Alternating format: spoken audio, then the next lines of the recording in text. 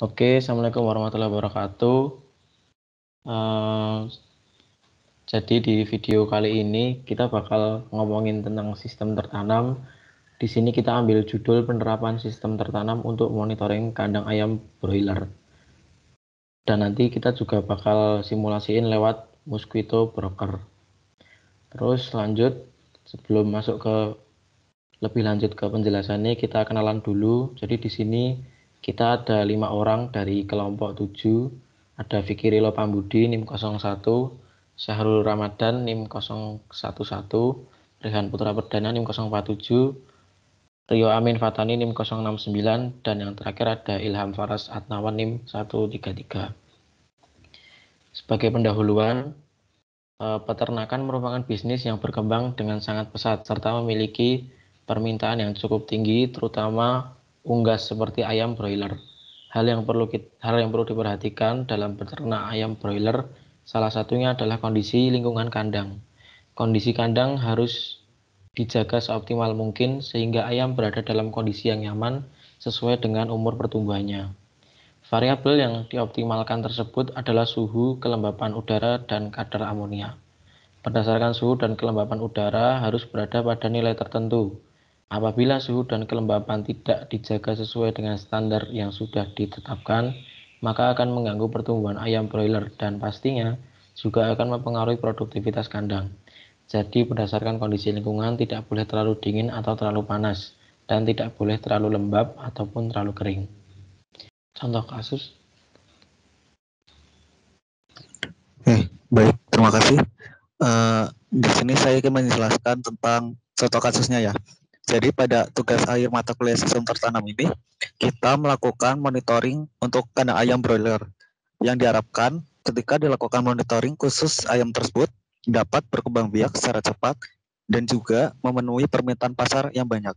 Nah, pada simulasinya ini kita menggunakan publisher berupa sensor DHT11 yang digunakan untuk menampilkan informasi suhu dan juga kelembaban udara. Kemudian terdapat pula sensor MQ135 yang digunakan untuk merekam serta menampilkan data dari kualitas udara di kandang. Lalu pada simulasi ini juga kita menggunakan 2 subscriber, yaitu aplikasi pada perangkat mobile dan juga lampu LED. Oke, selanjutnya untuk flowchart system. Di sini kita bisa lihat untuk flowchartnya. Pertama di sini pertama itu mengumpulkan data suhu, kelembapan, dan amonia. Kemudian di sini terdapat 5 buah pemberitahuan yang nantinya akan dikirim setiap hari, yang mana pemberitahuan pertama dikirim jika suhu udara berada di atas ambang batas. Untuk pemberitahuan kedua dikirim jika suhu udara berada di bawah ambang batas. Terus pemberitahuan ketiga dikirim jika kelembapan udara berada di atas ambang batas. Pemberitahuan keempat dikirim jika kelembapan udara berada di bawah ambang batas. Terus untuk pemberitahuan yang kelima yaitu pemberitahuan dikirim jika amonia berada di atas ambang batas. Terus untuk selanjutnya akan dijelaskan oleh teman saya. Mungkin silakan untuk Mas Faras mensimulasikan. Apa sudah terlihat? Sudah masuk, Mas. Baik, di sini saya melanjutkan presentasi yaitu simulasi di CMD. Pertama kita mengetikkan perintah mosquito.exe.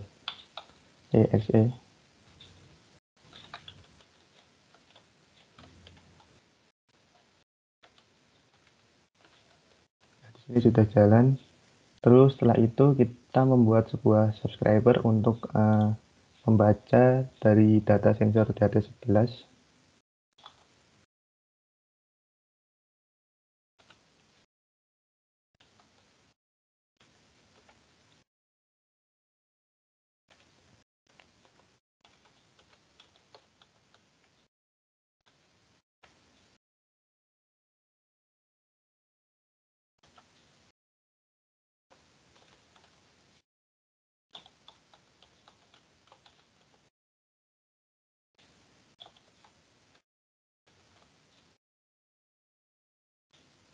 Di sini yaitu untuk membaca dari sensor DHT11 untuk keluaran suhunya.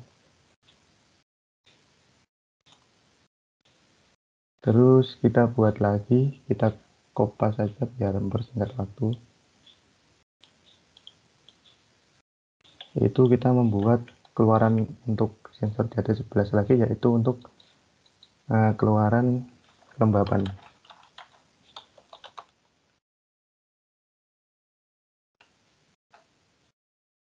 Terus selanjutnya kita membuat sebuah publisher, yaitu untuk mengetahui inputan data dari sensor tadi. Di sini jadi pub.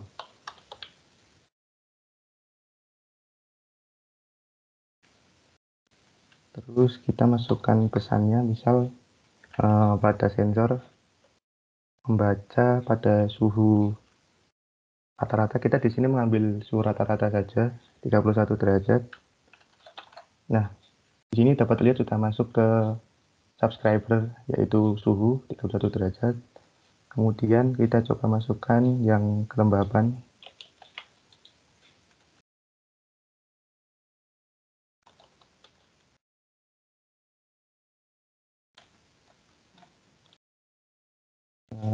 Sama seperti tadi, kita mengambil rata-rata dari kelembapan udara di kandang ayam. Kita memasukkan data yaitu kelembapan udara rata-rata yaitu 71%. Nah, di sini sudah terlihat pada subscriber kelembapan 71. Namun kita juga dapat menambahkan untuk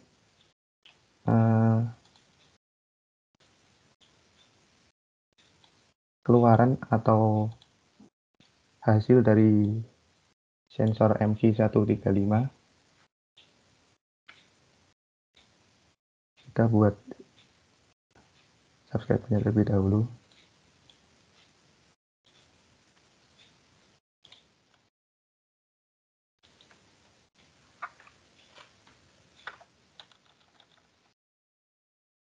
Kita buat kualitas udara saja.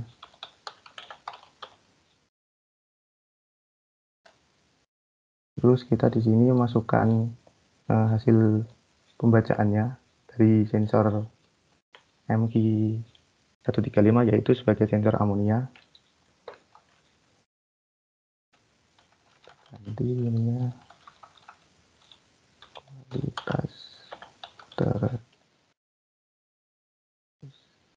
Buat rata-rata saja, yaitu 3 ppm. Nah, di sini sudah muncul 3 ppm. Untuk hasil pembacaan sudah muncul di subscriber, hasil pembacaan dari publisher sensor MQ135. Mungkin itu simulasi dari CMD. Saya kembalikan ke teman saya. Silakan. Oke, terima kasih Mas Faras buat simulasinya. Jadi mungkin itu tadi sedikit buat penerapan sistem tertanam untuk monitoring kandang ayam broiler. Mungkin Mas Faras bisa stop screen. Oke, tadi sudah dijelaskan ya buat studi kasus tadi oleh Mas Vicky, kemudian ada flowchart oleh Mas Syahrul, dan tadi ada simulasi dari Mas Faras. Mungkin lanjut yang terakhir aja, langsung ke kesimpulan. Silakan Mas Rio. Oke, jadi kesimpulan pada tugas ini yaitu berdasarkan hasil analisa, desain, penulisan kode, dan pengujian, sistem tertanam ini bisa diimplementasikan ke kandang ayam broiler. Manfaat yang bisa dirasakan adalah monitoring kondisi lingkungan kandang ayam broiler, terutama untuk suhu, kelembapan udara, dan amonia bisa dilakukan dengan lebih cepat dan mudah walaupun lokasi kandang berada jauh dari perkotaan dan pemukiman warga serta tersebar di lokasi yang berbeda. Untuk kesimpulannya mungkin itu saja, saya kembalikan lagi ke Mas Emo. Oke, terima kasih buat teman-teman semua dan juga buat teman-teman yang udah nonton video ini. Mungkin itu aja, sekian tadi sedikit bahasan tentang sistem tertanam, penerapan sistem tertanam untuk monitoring kandang ayam broiler. Kurang lebihnya mohon maaf, sekian. Wassalamualaikum warahmatullahi wabarakatuh.